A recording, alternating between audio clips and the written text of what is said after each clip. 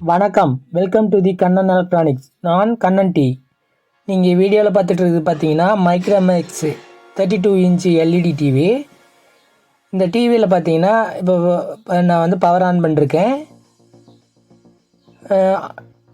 Stand by release பண்ணுறேன். இப்போ பாருங்கள் என்ன ஃபால்ட்டுன்னு உங்களுக்கே தெரியும்.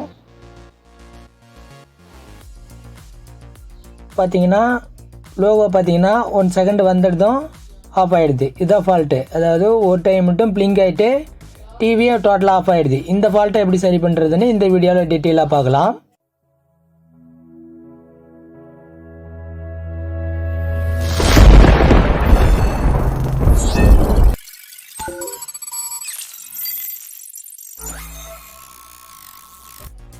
இப்போ பார்த்தீங்கன்னா டிவியை ஓப்பன் பண்ணிட்டேன். ஓப்பன் பண்ணிட்டு க்ளீன் பண்ணி வச்சுருக்கேன். இப்போ பார்த்தீங்கன்னா மைக்ரோமேக்ஸ் டிவியோட 32 இன்ச்சோட இன்சைடு வியூவு. இது பார்த்தீங்கன்னா மதர் போர்டு. இந்த போர்டை பற்றின டீட்டெயில்ஸை ஆல்ரெடி நான் வீடியோ போட்டேன். TPV56 ஃபைனலாக பார்த்தீங்கன்னா 816 ஒரு நம்பர் முடியும். அந்த போர்டை பற்றின டீட்டெயில்ஸு, இந்த போர்டில் என்னென்ன காம்பனன்ட்ஸ் இருக்குது, எந்தெந்த காம்பனன்ட்ஸ் எதுக்கு யூஸ் ஆகுது, எந்த பொருள் ஃபால்ட்டானா என்ன மாதிரியான ஃபால்ட் ஆகும் அப்படிங்கிற டீட்டெயில்ஸ்லாம் ஆல்ரெடி நான் ஒரு வீடியோவில் போட்டிருக்கேன். இப்போ போர்டில் ஃபஸ்ட்டு நம்ம பேக் லைட் நல்லா இருக்கா அப்படிங்கிறத இப்போ டெஸ்ட் பண்ணிக்கலாம். அதுக்கப்புறம் போர்டில் எதாவது ஃபால்ட்டானு பார்க்கலாம். இது பார்த்திங்கன்னா பேக் லைட்டோட லைனு. இதில் எப்படின்னா பேக் லைட் டெஸ்ட்டர் எடுத்துகிட்டு ஒயிட்டு பார்த்திங்கன்னா கிரவுண்டு, ரெட்டு பார்த்திங்கன்னா பாசிட்டிவு. இப்போ நம்ம டெஸ்டர் ஆன் பண்ணி பார்க்கலாம், பேக் லைட் நல்லா இருக்கா இல்லையா அப்படின்ட்டு டெஸ்டர் ஆன் பண்ணி பார்க்கலாம்.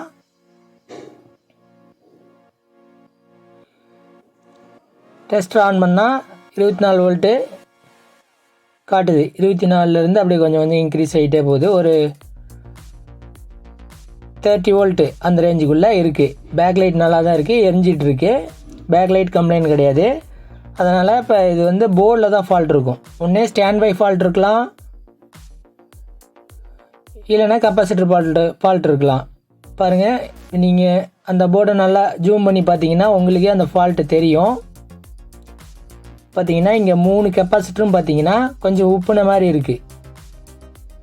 அதை ஃபஸ்ட்டு 2 கெப்பாசிட்டரும் பார்த்தீங்கன்னா நல்லாவே உப்பி இருக்கிறது நல்லாவே தெரியுது. டாப் சைடு பார்த்தீங்கன்னா உப்பி இருக்குது. இதனால் கூட வோல்டேஜ் ட்ராப் இருக்கலாம். அதனால் ஒரு டைம் பிளிங்க் ஆகிட்டு டிவி ஆஃப் ஆகிறதுக்கு வாய்ப்பு இருக்குது. ஏன்னா இந்த கம்ப்ளைண்ட் வந்து மைக்ரோமேக்ஸ் டிவியில் அதிகமாக வருது. அதனால தான் இந்த வீடியோவே எடுத்து போட்டிருக்கேன். இது சின்ன ஃபால்ட்டு தான், இருந்தாலும் வீடியோ எடுத்து போடணுங்கிறதுக்காக, தெரிஞ்சுக்கணுங்கிறதுக்காக வீடியோ எடுத்து போட்டிருக்கேன். அதனால் அந்த 3 கெப்பாசிட்டரையும் ரிமூவ் பண்ணிடலாம். பார்த்தீங்கன்னா ரிமூவ் பண்ணிட்டேன். இது பார்த்தீங்கன்னா 35 வோல்ட்டு 330 நியூஎப் கெப்பாசிட்டர் கொடுத்துருக்காங்க. சிலர் கமெண்டில் கேட்டிருந்தாங்க வோல்ட் வந்து எக்ஸ்டெண்ட் பண்ணி போடலாமா அப்படிங்கிற மாதிரி கேட்டிருந்தாங்க. இப்போ இது 35 வோல்ட்டு இருக்குது.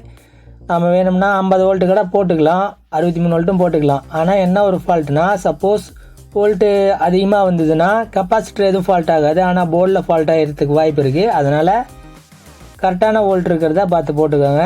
35 வோல்ட்னா 35 வோல்ட்டை போட்டுக்கோங்க. அப்படி இருந்தாலும் ரொம்ப இன்க்ரீஸ் பண்ணி போடாதீங்க. 40 வோல்ட்டு அந்த மாதிரி போடலாம், ரொம்ப அதிகமாக போடக்கூடாது. அதே போல் இது பார்த்திங்கன்னா 25 வோல்ட்டு 470 நியூஎப்பு. அதாவது கெப்பாசிட்டன்ஸ் வந்து எக்ஸ்ட்ரா கடை பண்ணி போடலாம், அதனால தப்பு இல்லை. வோல்டேஜ் மட்டும் இன்க்ரீஸ் பண்ணி போடாதீங்க, போர்டுக்கு சேஃப் கிடையாது. அதனால் இப்போ நான் அந்த 3 கெப்பாசிட்டர் ரிமூவ் பண்ணிட்டேன். அதுக்கு ஈக்குவலான கெப்பாசிட்டர் எடுத்துக்கிட்டேன். 470 25 வோல்ட்டு கெப்பாசிட்டர் ஒன்று, அதே போல் 470 35. இப்போ பார்த்தீங்கன்னா அதில் 330 நியூஎப் தான் இருந்தது, ஆனால் நான் 470 எடுத்திருக்கேன். அது ஒன்றும் பிரச்சனை இல்லை. இப்போ அதை இன்செர்ட் பண்ணி சால்டர் பண்ணிட்டேன். இப்போ போர்டை வந்து டிவியில் எப்படி இருந்தது அதே மாதிரி இன்ஸ்டால் பண்ணிவிட்டு நம்ம செக் பண்ணி பார்த்துக்கலாம். நம்ம சால்டர் பண்ணதுக்கு பிறகு பின்னெல்லாம் கட் பண்ணிட்டு கரெக்டாக க்ளீன் பண்ணிக்கணும். எங்கேயாச்சும் லைனு மோதிட்டு இருக்கக்கூடாது. அந்த பேஸ்ட் மாதிரி இருக்கும், அதெல்லாம் கம்ப்ளீட்டாக க்ளீன் பண்ணிட்டு தான் நம்ம அதை எடுக்கணும். இல்லைன்னா அது பவர் வரப்போ பார்க்க ஆகிறதுக்கு வாய்ப்பு இருக்குது. இப்போ பார்த்தீங்கன்னா எப்படி இருந்தது அதே மாதிரி நான் அந்த டிவியோட பேக் பேனலில் இன்ஸ்டால் பண்ணிட்டேன். இப்போ டிவியை ஆன் பண்ணி பார்க்கலாம். டிவி நேராக எடுத்து வச்சுட்டு பார்த்தீங்கன்னா டிவி பவர் ஆனில் இருக்குது. ஸ்டாண்ட் பை ரிலீஸ் பண்ணுறேன்.